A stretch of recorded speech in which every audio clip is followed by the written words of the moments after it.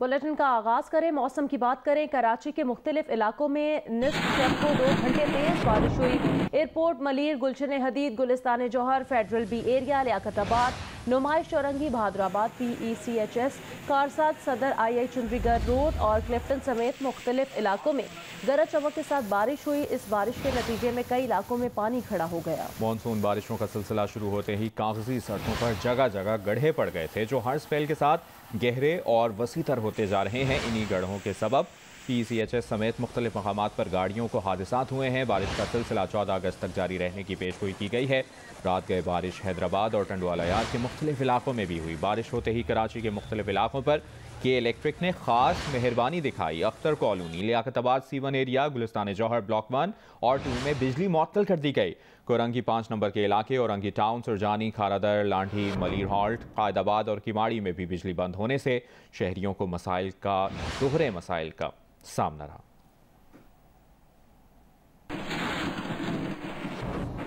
कराची में मानसून की होने वाली बारिशों के बायस मुख्तलिफ सड़कें टूट फूट का शिकार हैं और इन सड़कों की मरम्मत अब तक शुरू नहीं हो सकी, जिसकी वजह से शहरियों को शदीद मुश्किलात का सामना है। जमशेद रोड से रिपोर्ट करेंगे नुमाइंदा जियो न्यूज़ जीशान शाह।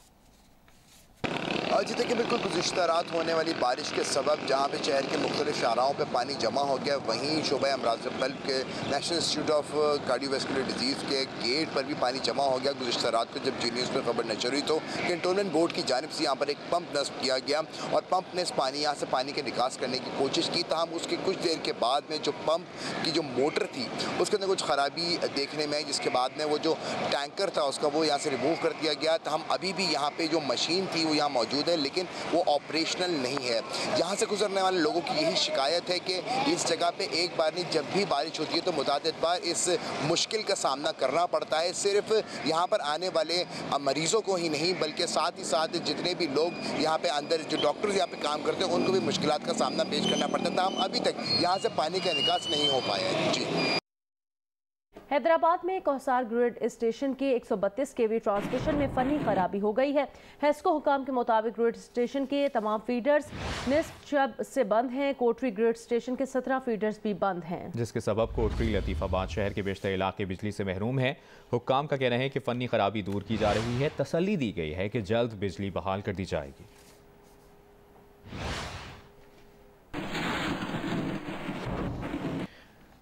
कराची में बारिशों के पेश नज़र आला सानवी तालीमी बोर्ड ने आज होने वाले तमाम इम्तहानात मुलतवी कर दिए हैं। कराची इंटर बोर्ड की जानिब से जारी एलामिये में आर्ट्स रेगुलर और प्राइवेट और खुसूसी उम्मीदवारों के पर्चे और अमली इम्तहानात मुलतवी किए गए। आला सानवी तालीमी बोर्ड एलामिये में मजीद बता दिया गया है कि मुलतवी शुदा पर्चे 23 अगस्त को इन्हीं इम्तिहानी मराकज़ पर पहले से दिए गए शेड्यूल और वक्त पर लिए जाएंगे। मुलतवी पर्चों में आर्ट्स रेगुलर और प्राइवेट के इस्लामिक एजुकेशन, सिविक्स, इखलाकियात का और खुसूसी उम्मीदवारों का फाइन आर्ट साल दोम का पर्चा शामिल है, जबकि अमली इम्तिहानात रीशेड्यूल करने के लिए कॉलेजेस को हिदायत जारी कर दी गई हैं।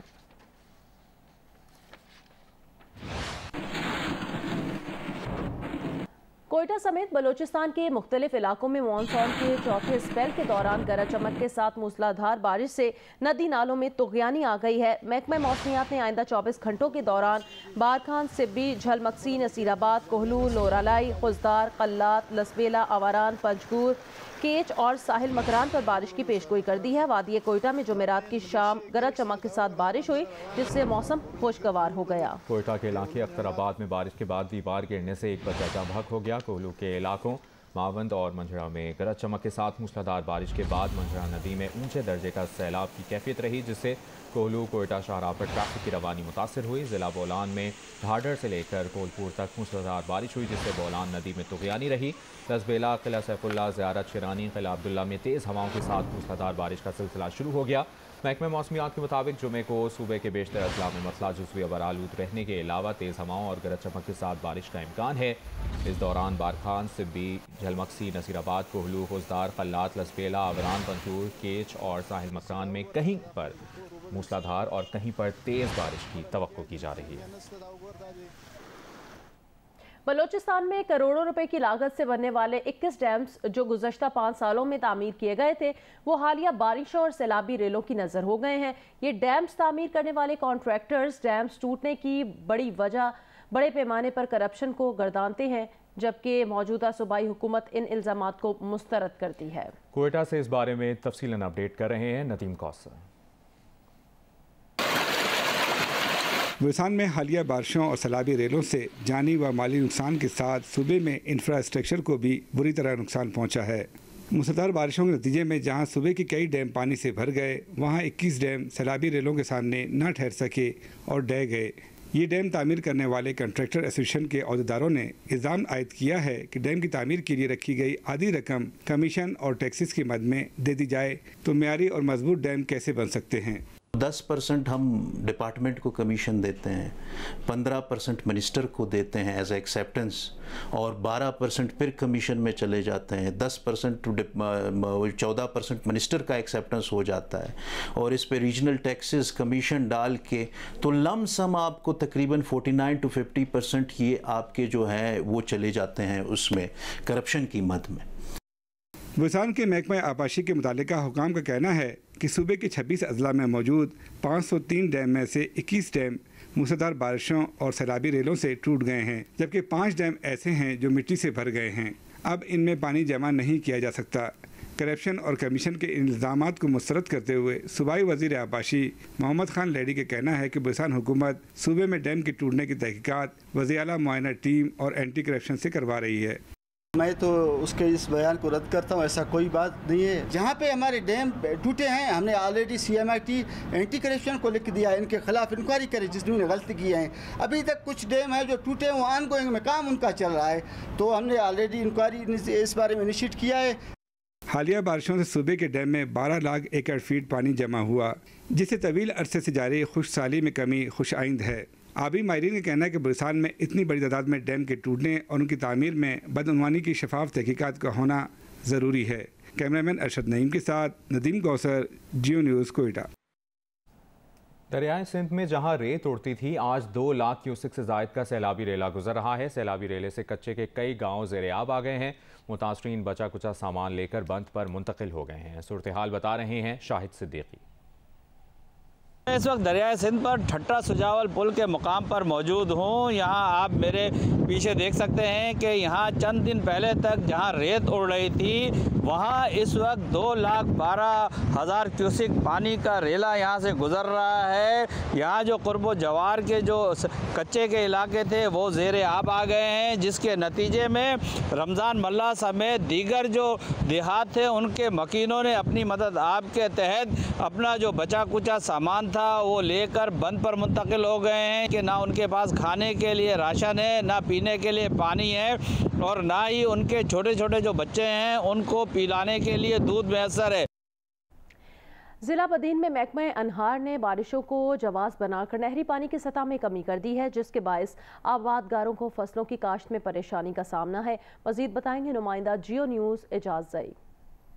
जिला बदीन में इन दिनों चावल की फसल की बवाई का अमल जारी है और महकमा ज़राअत के मुताबिक जिला बदीन में अब तक 7 लाख से ज़ायद एकड़ में से सिर्फ 3 लाख एकड़ पर ही चावल की फसल की बवाई का अमल मुकम्मल किया जा सका है। आबादगारों का कहना है कि पहले ही नहरी पानी की किल्लत के बायस चावल की फसल की बवाई का जो अमल है वो ताखीर का शिकार हुआ है। ताहम अब महकमा अनहार ने बारिश को जवाज़ बनाकर नहरी पानी की सतह को इंतहाई कम कर दिया है। पानी की सतह कम होने के बायस वाटर कोर्सेज में पानी की रसाई नहीं हो पाती और ज़मीनों को पानी मुयसर नहीं हो रहा, जिसके बायस इनकी जो फसलें हैं वो सूख रही हैं। आबादगार ये मुतालबा कर रहे हैं कि महकमा अनार, गोनी कैनाल, नुकरजी, चाकरी समेत जो दीगर दर्जन से जायद नहरें हैं उनमें नहरी पानी की मुकम्मल फराहमी को यकीनी बनाए ताकि इनकी फसलों को बवक्त पानी मुयसर हो सके।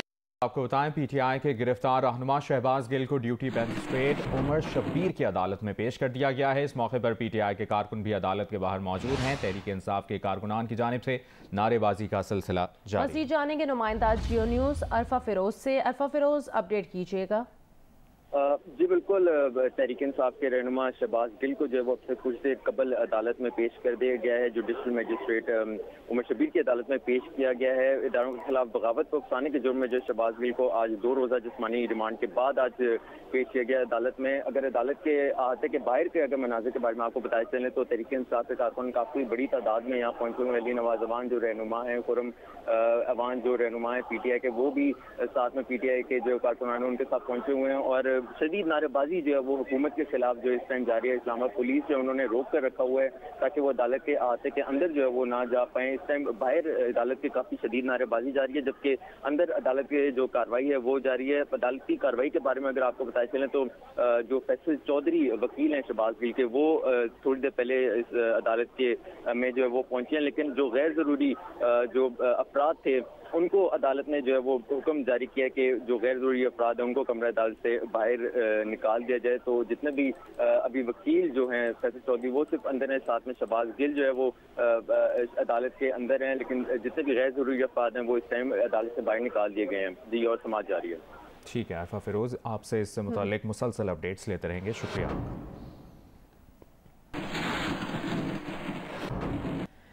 हुकूमत पंजाब के नए एडवोकेट जनरल अहमद उवैस ने शहबाज गिल के खिलाफ फौजी अदालत में मुकदमा चलाने पर एतराज़ न करने का बयान दे दिया। कहा शहबाज गिल का बयान तहरीक इंसाफ की पॉलिसी के मुताबिक नहीं है और शहबाज गिल के खिलाफ फौजी अदालत में मुकदमा चलाने पर उन्हें कोई एतराज़ नहीं है। जियो न्यूज़ के प्रोग्राम कैपिटल टॉक में अहमद उवैस एडवोकेट का ये भी कहना था कि अगर शहबाज गिल पर फौजी अदालत में मुकदमा चलता है तो मरियम नवाज, मौलाना फजल रहमान, नवाज शरीफ के खिलाफ भी फौजी अदालत में मुकदमा चलना चाहिए।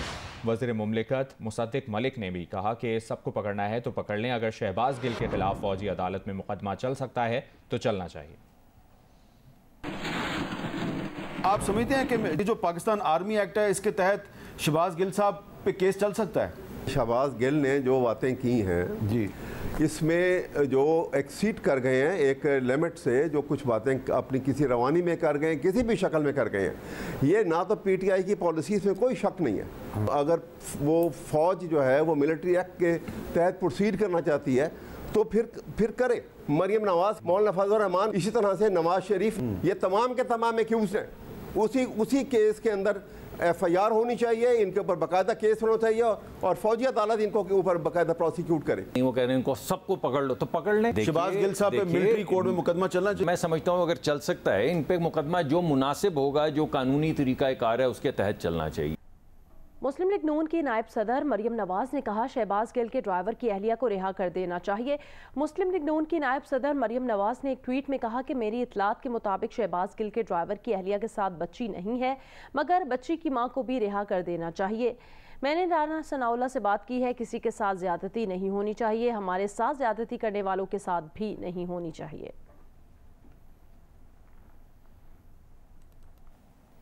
वज़ारत ख़जाना के ज़राए का ये कहना है कि 11 अगस्त तक मुल्क में $2.5 अरब का आउटफ्लो हुआ है, मगर $3.25 अरब का इनफ्लो भी हुआ है।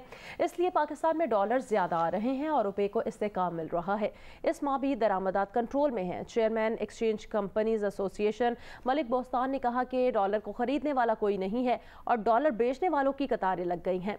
IMF प्रोग्राम बहाल होते ही डॉलर 185 से 190 रुपये का हो जाएगा। 240 का इंटरबैंक में 250 रुपए का भी आप नहीं दे रहे थे, ओपन मार्केट में खरीदार थे, सेलर नहीं थे। अब 218 का अगर इंटरबैंक में होता है, 215 214 पे भी खरीदार नहीं है। ये क्या उलट हो रहा है? पहले पैनिक था, अब क्या हो रहा है? जुलाई का बजट देखें, इंपोर्ट बिल जो था वो तकरीबन $8.25 अरब था जून का, और जुलाई में जो आया है वो तकरीबन $5.25 अरब है। $3 अरब का इंपोर्ट बिल कम होने ने बड़ा सहारा दिया है पाकिस्तानी रुपये को और पाकिस्तान के।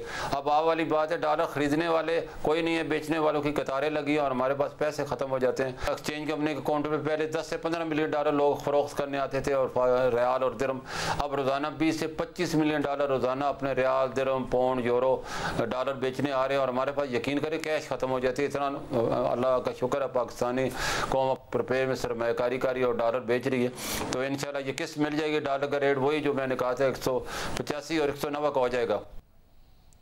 खबरों के सिलसिले को आगे बढ़ाते हैं, आपको क्रिकेट अपडेट दें। पाकिस्तान क्रिकेट टीम अल्लामा इकबाल इंटरनेशनल एयरपोर्ट से नीदरलैंड के लिए रवाना हो गई है। कौमी क्रिकेट टीम रात गए नेशनल क्रिकेट अकेडमी से एयरपोर्ट के लिए रवाना हुई, जहां से नीदरलैंड के लिए रवाना हो गई है। शेड्यूल के मुताबिक कौमी क्रिकेट टीम नीदरलैंड के खिलाफ 3 वनडे इंटरनेशनल मैचेस 16, 18 और 21 अगस्त को खेलेगी।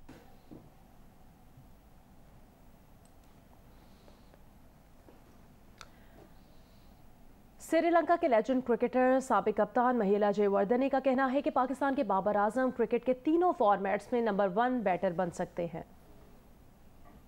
आईसीसी पॉडकास्ट में ख्यालात का इजहार करते हुए महिला जयवर्धने ने कहा कि बाबर आजम टेस्ट रैंकिंग में जो रूट को भी पीछे छोड़ने की सलाहियत रखते हैं। वो तसलसल के साथ खेल रहे हैं, उनके पास टॉप पर रहने का मौका है। एक सवाल पर जयवर्धने का कहना था कि बाबर नेचुरल टैलेंट है, वो हर तरह की कंडीशन में परफॉर्म करते हैं और अगर वो ऐसे ही खेलते रहे तो मजीद बेहतर हो जाएंगे। साबिक श्रीलंकन कप्तान ने कहा कि T20 और वनडे में मुकाबला सख्त है, मगर बाबर दोनों फॉर्मेट्स में टॉप पर हैं। बतौर कप्तान भी बाबर आजम जिम्मेदारी लेते हैं। कोई भी फॉर्मेट हो, बाबर आजम परेशान नहीं होते, उनकी टेक्निक बेहतरीन है। Lahore Qalandars high performance centre में नमीबिया से आए हुए खिलाड़ी वर्ल्ड कप की तैयारियों में मगन हैं। उनका कहना है कि पाकिस्तान आकर बहुत अच्छा लगा, यहाँ खेलों की बहुत सहूलियात मौजूद हैं। देखते हैं लाहौर से हफ्सा उस्मान की रिपोर्ट। लाहौर कलंदर हाई परफॉर्मेंस सेंटर में नमीबिया से आए खिलाड़ी आजकल क्रिकेट प्रैक्टिस में खूब मगन हैं। इन गैर मुल्की खिलाड़ियों का कहना है कि वो लाहौर कलंदर के मशहूर हैं, जिन्होंने ये मौका दिया कि वो यहाँ आकर क्रिकेट प्रैक्टिस कर सकें। In a cricket country, it's wonderful, and now especially we had a tough session yesterday in some warm weather. We had a net session of 4.5 hours, which was very nice. It's been very nice. You know, the food in Pakistan has been amazing. You know, the warm hospitality. Everyone is friendly. So we're very welcome to be here and, you know, enjoying every moment of this. Lahore Kalandars High Performance Centre, it's a world-class facility that we are training at currently, and they have been very welcoming here, all the people. It's a good way to improve our skills and be a better cricket playing nation. Lahore कलंदर के CEO Atif Rana कहते हैं उन्हें इस बात पर फख्र महसूस होता है कि अब इंटरनेशनल खिलाड़ी लाहौर कलंदर हाई परफॉर्मेंस सेंटर आकर ट्रेनिंग कर रहे हैं। कलंदर से ज़्यादा पाकिस्तान के लिए एजाज़ की बात है कि आज जो दूसरे मुल्क की टीमें हैं, जो दूसरे मुल्क के इंटरनेशनल प्लेयर्स हैं, वो ट्रेनिंग के लिए पाकिस्तान आ रहे हैं। और लाहौर कलंदर के हेड कोच आकिब जावेद ने भी नमीबिया से आए खिलाड़ियों को सराहा और कहा कि 2022 में होने वाले वर्ल्ड कप की तैयारियों के सिलसिले में ये खिलाड़ी यहाँ मौजूद हैं और जोरों शोर से प्रैक्टिस भी कर रहे हैं। वर्ल्ड कप जो खेलने जा रही है नमीबिया की टीम ऑस्ट्रेलिया में, ये उसकी प्रिपरेशन का हिस्सा है। तो आहिस्ता आहिस्ता ये जो कंट्रीज़ लाइक एसोसिएट कंट्रीज़ हैं, स्पेशली उनके लिए ये जो कलंदर्स हाई परफॉर्मेंस सेंटर है, ये बहुत ज़्यादा उनको ऑफर्स कर सकते हैं। हालिया बारिशों से कोयटा के नवाही इलाके हन्ना में वाक़े झील पानी से मुकम्मल भर गई है, जिसके बाद झील में वाटर स्पोर्ट्स की सरगर्मियां शुरू हो गई हैं। कोयटा के नवाह में तकरीबन 15 किलोमीटर के फासले पर हन्ना में वाक़े झील पानी से भरने से वाटर स्पोर्ट्स के खिलाड़ियों में खुशी की लहर दौड़ गई है। झील में हयात दुर्रानी वाटर स्पोर्ट्स एकेडमी के ज़ेरे एहतमाम किनोइंग और रोइंग के मुकाबलों के लिए खिलाड़ियों ने प्रैक्टिस भी शुरू कर दी। हन्ना झील में एकेडमी के ज़ेरे एहतमाम जुमे को जश्न आज़ादी किनोइंग और रोइंग चैंपियनशिप भी मुनक्किद होगी। दुनिया भर की तरह जैकबाबाद में भी हिंदू बिरादरी मजहबी त्यौहार रक्षाबंधन जोश जज्बे से मना रही है। इसकी तफसील बता रहे हैं मुकेश रुपैता इस रिपोर्ट में। हिंदू अकीदे के मुताबिक रक्षाबंधन का त्यौहार महाभारत से शुरू हुआ। इस दिन बहन भाई की कलाई पर राखी बांधती है और भाई से प्यार का इजहार करते हुए उसकी लंबी उम्र और खुशहाली की दुआ करती है, जबकि भाई भी राखी बंधवाकर अपनी बहन की हिफाजत का वादा करता है। जैकबाबाद में बसने वाले हिंदू भी रक्षाबंधन बड़ी धूमधाम से मनाते हैं। उनका कहना है कि राखी का बंधन धागे से कई गुना ज़्यादा मजबूत है। आज रक्षाबंधन का त्यौहार है। आज के दिन बहनें अपने भाई की कलाई में राखी बांधकर उनकी और अपनी हिफाजत का वादा करते हैं, उनके लंबी उम्र के लिए दुआएं मांगती हैं। रक्षाबंधन है, भाई अपनी बहनों से राखी बांध के अपने बहनों की हिफाजत का वादा करते हैं। रक्षाबंधन का त्यौहार करीब आते ही रंग बिरंगी और खूबसूरत राखियां दुकानों पर सज जाती हैं। रक्षाबंधन के दिन भाई अपनी बहनों से कलाई पर धागा बंधवाकर उनकी ज़िंदगी पर हिफाजत करने का अहद करते हैं। कैमरामैन राशिद खरानी के साथ मुकेश रुपेता, जियो न्यूज़, जैकबाबाद।